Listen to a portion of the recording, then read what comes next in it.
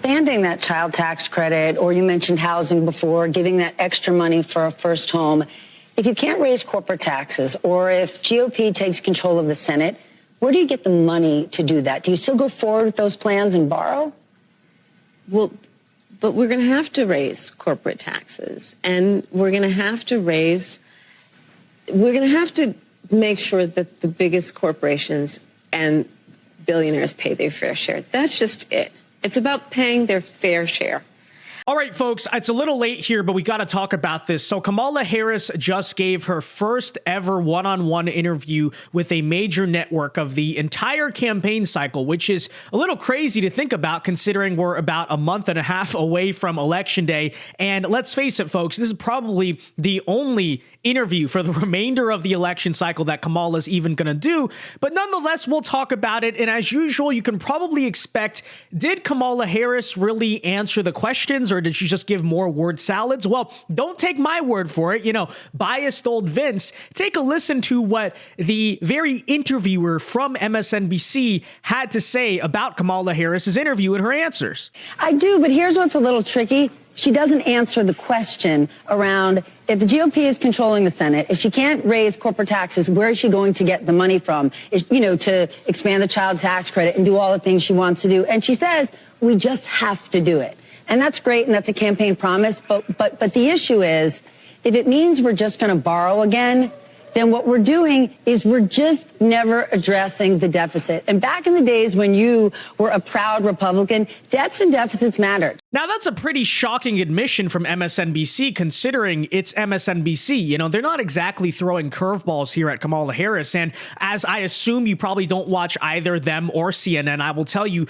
they are significantly more left-leaning and Trump-deranged and biased than CNN is. So the fact that even she is saying that has to tell you a lot about the substance that Kamala Harris had in this interview. Now, with that said, I will give the Kamala team some credit. They did kind of give her at least a couple of numbers and stats and like things to say, but still, largely speaking, a lot of the same. But on the major issues that Kamala Harris talked about, in the few places where she actually did outline a policy plan, we got to talk about this, because you need to know where Kamala Harris is casually admitting, now it's a word salad the way she says it, but the very radical positions that not in 2020, but in 2024, she is still taking on a lot of the major issues. And let's start with the economy. So folks, if you enjoy the content, be sure to hit that like button, subscribe if you are new, and let's take a listen to her economic plan. Madam Vice President, you just laid out your economic vision for the future. Yeah. But still, there are lots of Americans who don't see themselves in your plans. For those who say these policies aren't for me, what do you say to them?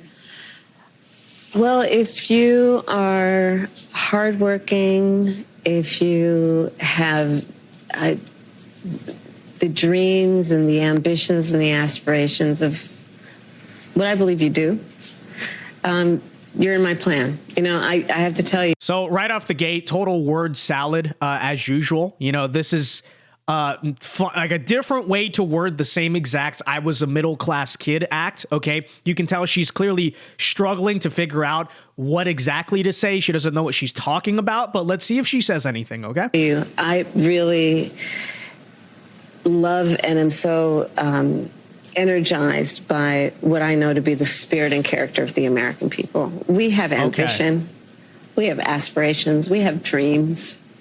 We can see what's possible. We have an incredible work ethic, but not everyone has the access to the opportunities that allow them to achieve those things. But we don't lack for those things.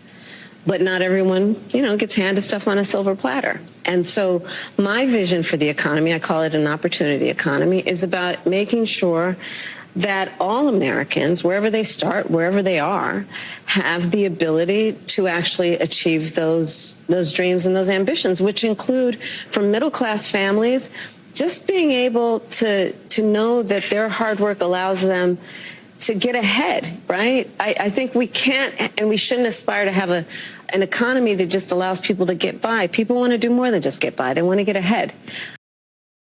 So that was about over a minute of her talking, and it was just a generic, like I said, the word salad part. Now, it was not the exact same memorized script of I was a middle class kid. Like I said, they did kind of change up the lines. They fed her new stuff to say here. And when you have a whole month basically to prepare for an interview, you know, I guess you got time to do that. But finally, after that whole word salad is complete and she's just hoping at this point nobody is still listening to her, take a listen as she finally explains how she's going to do all this stuff. And the answer, as you expected, is raising taxes. Take a listen. Expanding that child tax credit, or you mentioned housing before, giving that extra money for a first home.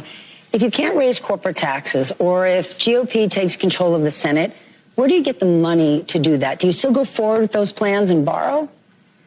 Well, but we're going to have to raise corporate taxes. And we're going to have to make sure that the biggest corporations and billionaires pay their fair share. That's just it. It's about paying their fair share. Does anyone really believe that? It's only about taxing the rich. That's how they're going to fund all these ridiculous economic ideas. Does it ever go like that? And Kamala Harris can sit here and do the whole Bernie Sanders act about how we're going to take on the corporations. But does anyone also believe that about Kamala Harris? She spent her entire life being this anti-establishment, pro-worker populist who's going to truly serve the people and make sure the elites pay their fair share. She's funded by corporate billionaires, and it has been her entire life.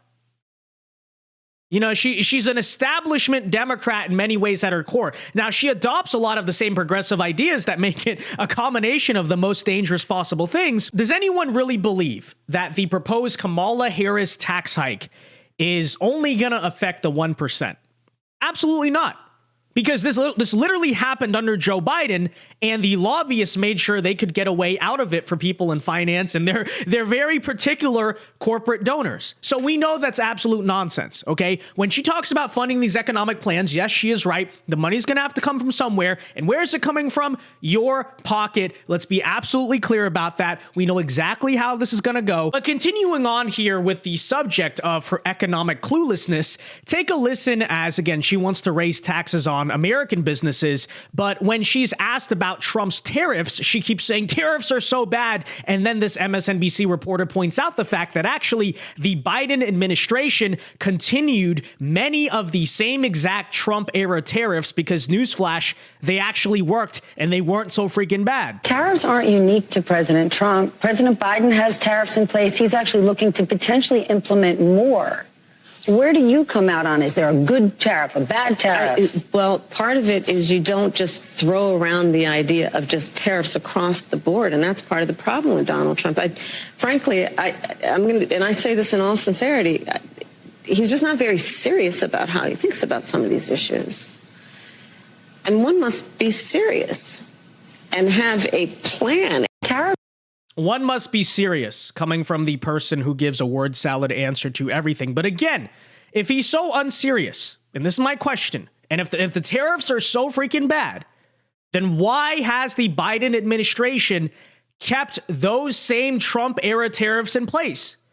It's almost as if they weren't that bad of a freaking idea. Okay, but continuing on here with the nonsense, the other obviously big policy question they're going to ask about here is immigration. Now, after giving yet another word salad on immigration, take a listen to when she finally admits what she really wants to do here, which is to give amnesty, aka, as she calls it, a quote, pathway to citizenship for the millions of illegal immigrants who have poured into our country. And again, there's probably a reason why she kind of keeps the policy to a minimum and gives the long speech before, because I don't think she really wants masses of people to be hearing this part of it. There are people there that are stressed, that feel that they're at capacity. Communities around the country that have legal immigration, many have said we're at capacity.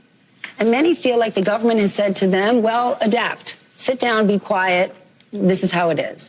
What would a Harris administration do for those communities who've taken in many, many legal immigrants but are at capacity? Well, first of all, not Martha's Vineyard, by the way, because if you remember Martha's Vineyard, the second they got there, they said, no, go home, please. Go. No, we don't want you here. We do have a broken immigration system, and it needs to be fixed. And if we take a step back, months ago, some of the most conservative members of the United States Congress came together with others, proposed a border security bill. That would have put 1,500 new border agents on the border to help those hardworking border agents who are there right now working around the clock.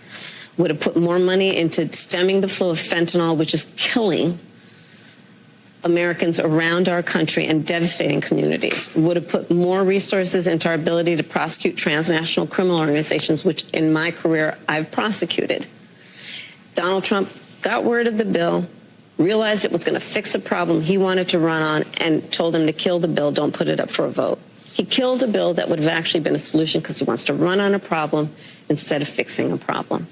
Okay, so first of all, it was not a solution. It did nothing about deportation. In fact, it, again, like I said, opened the door to amnesty. It really didn't even talk about actually curbing the migration into our country. And yes, while some of the stuff about the criminals and whatnot or more funding for Border Patrol may be a good thing, if you're not actually going to change your policy on this front, which could have been done by executive order the entire time, hey, newsflash, Donald Trump literally did it, then sounds kind of meaningless, is it not? And that was exactly our problem with this supposed fix to the immigration system.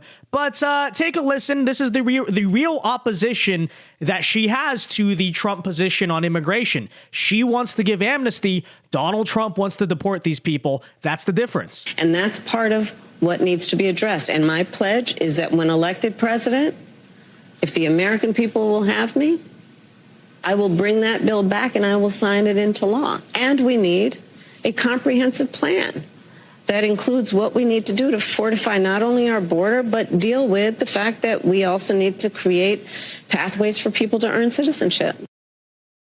There it is. There it is right there, right? Pathways to citizenship. Because the way they see it, they've let in who knows how many million people under their administration. Yeah, we can close the border for a little bit to make people happy, but we have all the future voters we need, folks. That's the issue, right?